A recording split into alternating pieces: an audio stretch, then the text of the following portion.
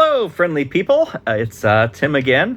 I just wanted to make a video to, I may be a little late to the ball game here, but, maybe it's a good thing because now we know a little more about the virus. But I wanted to talk about, being prepared to get the coronavirus. I mean, I think that there is probably a decent chance that, most of us will get it eventually. So I guess I just wanted to give some thoughts and ideas on how to be prepared.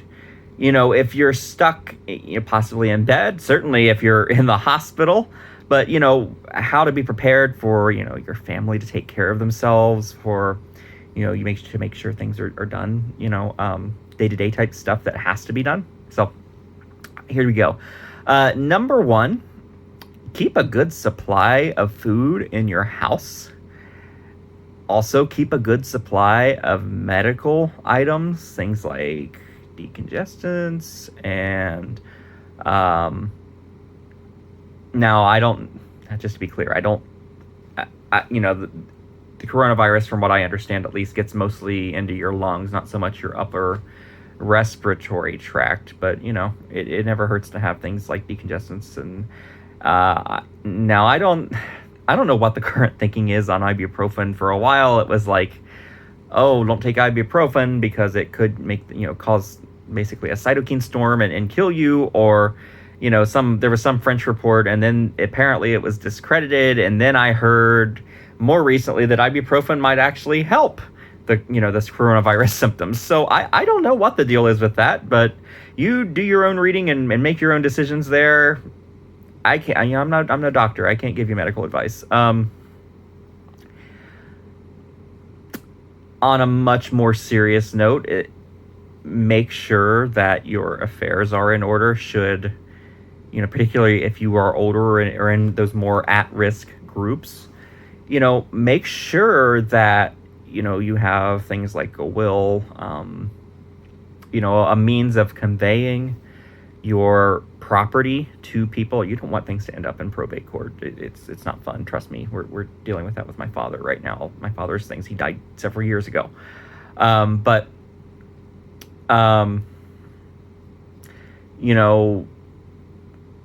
One thing that you just want to make sure that your affairs are in order, so that if you would die, and it's so easy for us to feel invincible.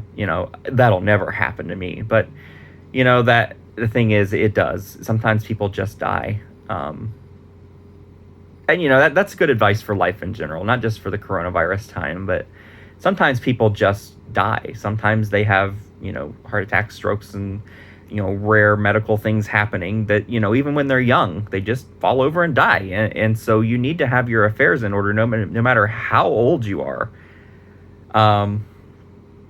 So just, keep that in mind. Be thinking about, things like your house, your property, your vehicles, your, everything that you own. Where should that go? What should happen to that? What should happen to your body? Should you be buried, cremated, or whatever it is that you want done, make sure that's written and signed and sealed and notarized, whatever your state requires, because you never know. And if you get the coronavirus and then it's too late. People get sick very quickly, and then they kind of go up and down, but some people die relatively early from it. So there's that. Be thinking about potential hospital and medical care in general. If you have to spend a lot of time in the hospital, do you have insurance that's going to cover that? Do you have someone to take care of if you have children? Do you have someone to take care of them, or maybe your children are just old enough that they could kind of manage on their own for a couple of days? Prepare to be in the hospital for up to a month, maybe even longer.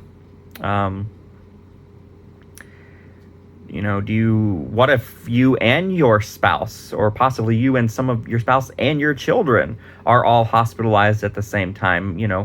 Who's going to look after everyone? Who's going to make, that's another good one, who has medical power of attorney, so that if you are not conscious, if you are incapacitated, who's in charge of making those life and death decisions for you?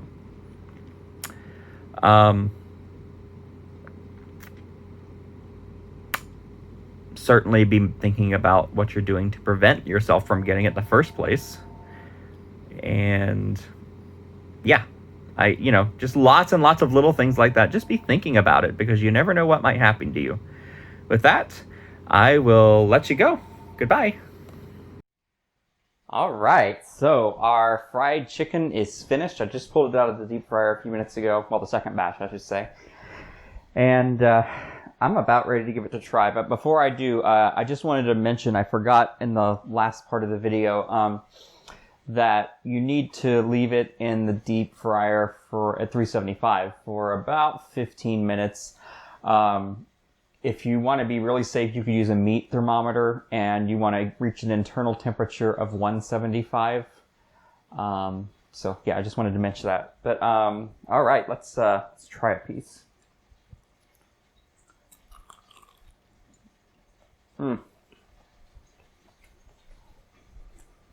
Oh. The skin has a wonderfully strong flavor. You can taste the garlic and the onion powder so much. Not overpowering, just enough.